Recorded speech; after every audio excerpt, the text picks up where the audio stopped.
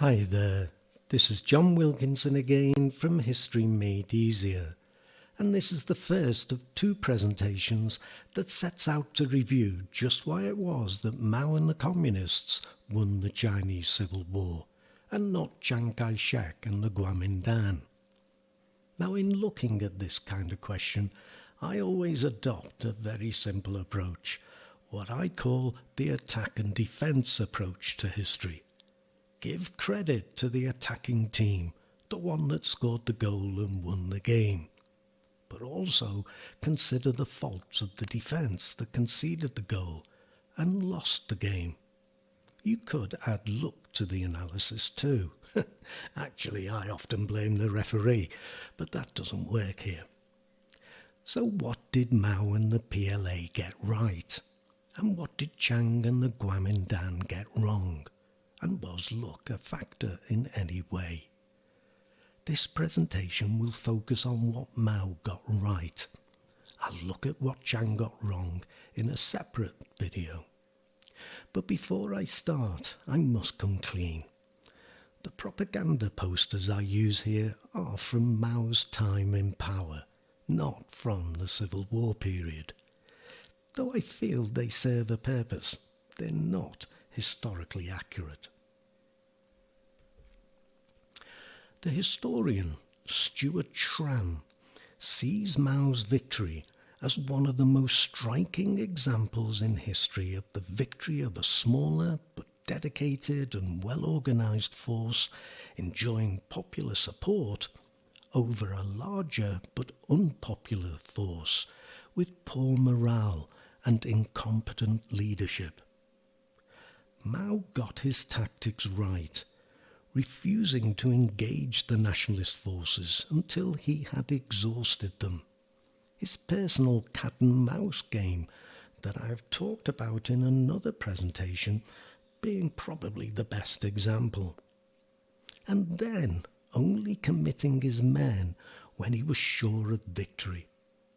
With the nationalist forces badly stretched in 1947, Mao changed strategy and went on to the attack, mobile warfare.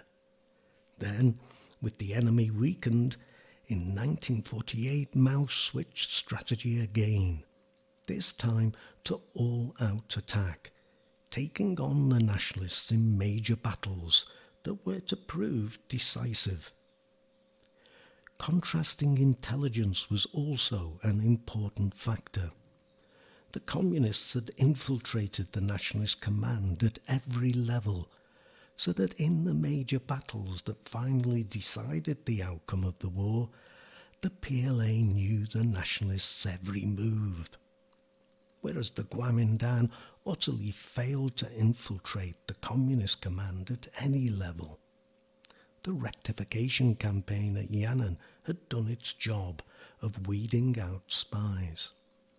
And though for most of the war the PLA was at a disadvantage when it came to weaponry, it did benefit from Soviet help, as with Japan defeated, the Soviet Union handed over Japanese armaments, including aircraft, tanks, artillery pieces and machine guns. And these would be added to as nationalist weapons were captured. Mao was also determined that each soldier in the Red Army should feel valued and be made aware of what they were fighting for. This can be seen in the education programs made available to soldiers, notably literacy programs. Their class consciousness was raised. Meetings were held where they were encouraged to ask questions and make suggestions. Officers were not allowed to beat their troops, as was customary in Chinese armies.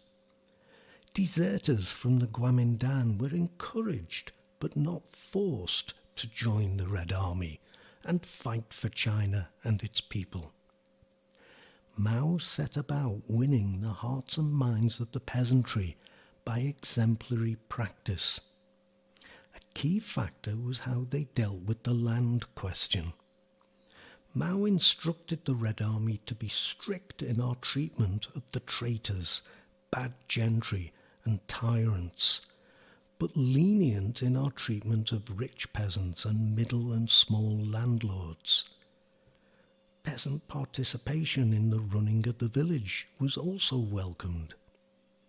When they had the opportunity, the communists also showed that they could run cities effectively and improve the lives of workers, whilst also offering support for private industries, with, for example, low interest rates on loans, and they held elections to involve the people, though they also dealt with collaborators. Mao took this further. He called for a united front of his own making to include workers, peasants, soldiers, intellectuals and businessmen, all oppressed classes, all people's organizations, democratic parties, minority nationalities, overseas Chinese, and other patriots. The historian Morris Meisner points out to the Yan'an experience as being key to Mao's policies, but it goes further back than this, to Jiangxi and to Jinggangshan.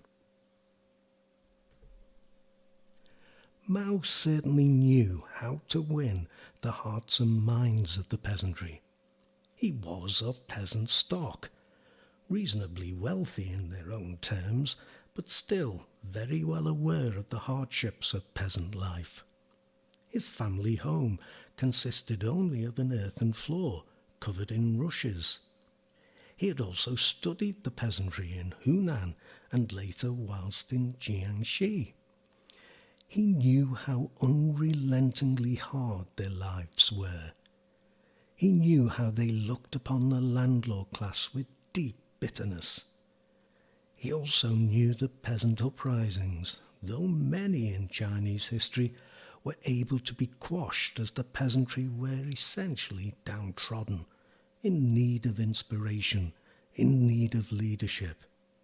This is what he knew the CCP and the Red Army had to provide. By setting a virtuous example, by treating the peasantry with the respect that no one else had, and the respect that they felt they deserved.